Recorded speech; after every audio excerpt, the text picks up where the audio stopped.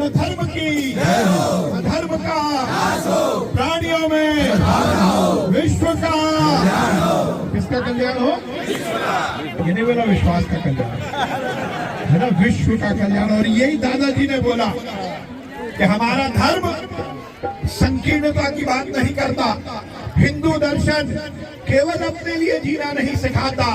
हम यदि आराधना भी करते हैं तो विश्व कल्याण के लिए करते हैं। वसुदेव कुटुंबकम, ये पूरी वसुधा, ये मेरा परिवार है, ये मेरा घर है, इसी भाव के साथ हम पूजा करते हैं, अर्चना करते हैं। इसीलिए तो गुरु जी ने बोला कि अयोध्या में केवल उस विशाल मंदिर में राम का विग्रह नहीं स्थापित हुआ, बल्कि गांव गांव में धर्म स्थापित हुआ है।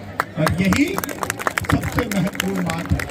दादाजी निकले हैं, अब मैं तो सौभाग्यशाली हूं कि दादाजी का आशीर्वाद मुझे मिलता है, और मैं इस तरह की धृष्टता भी करता हूं कि दादा गुरुदेव से कहता हूं कि भोजन भी ग्रहण कर लीजिए, जल भी ग्रहण कर लीजिए, पर ये उनकी सिद्धि है, ये उनके सामर्थ्य है, ये उनका आराधना है, ये उनका अनुष्ठान है कि वो विश्व कल्याण के लिए केवल हवा पर ये परिक्रमा कर रहे हैं। ये हम सबके लिए बहुत प्रेरणादायक है। वो हमें आशीर्वाद भी देते हैं और आगे आने वाली पीढ़ी को हम संभाल के रख सके, उसके लिए पर्यावरण संरक्षण का, नर्मदा मैया के संरक्षण का, पर्वतों के संरक्षण का और पेड़ों के संरक्षण का संदेश भी देते हैं। वो नेमावर में आए हैं तो वो यही संकल्प दिलाकर जा रहे हैं कि नर्मदा मैया की हिफाजत करना, उनकी बेहतरी के लिए काम करना।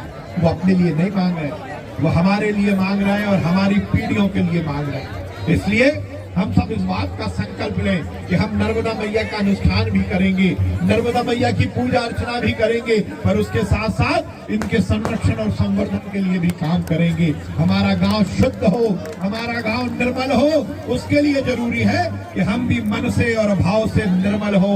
यही भाव हमारे दादा गुरुदेव का है। उनके चरणों में मैं बहुत प्रणाम करता हूँ। उनके आगे, उनके मंच पर बोलने की धृष्टता नहीं है कर सकता। हमारे आशीष भाई ने बोला कि मैं मंत्री के रूप में आया हूँ, मंत्री के रूप में नहीं आया हूँ, शुद्ध रूप से आपके शिष्य के रूप में आया हूँ, गुरु जी के चरणों में प्रणाम करने आया हूँ। हम सब मिलकर इसी तरह गुरु जी का आशीर्वाद लेते रहे। हमारे धर्म में, हमारे दर्शन में बहुत शक्ति है, पूरे विश्व को दिशा दिखाने की शक्ति है। और ये बात सही है कि आगे आने वाले समय में यदि हिंदुस्तान पूरी तरह विश्व का यदि नेतृत्व करेगा तो केवल और केवल ऐसे गुरुओं के सानिध्य में और ऐसे गुरुओं के आशीर्वाद से ही कर सकता है। ऐसे गुरुओं का सानिध्य, ऐसे गुरुवरों का आशीर्वाद हम सबको मिलता रहे। हम सब इसी तरह आगे अपने जीवन को जीते रहे और इस देश को बड़ा देश बनाने का सपना जो हमारे पूर्वजों ने देखा था, जो हिंदुस्तान का दर्शन है, उसको साकार करने का जो महायज्ञ चल रहा है, उसमें हम अपनी अपनी सार्थक आहुति देते रहे। इतनी शक्ति और सद्बुद्धि गुरुवर के माध्यम से हमें मिलती रहे।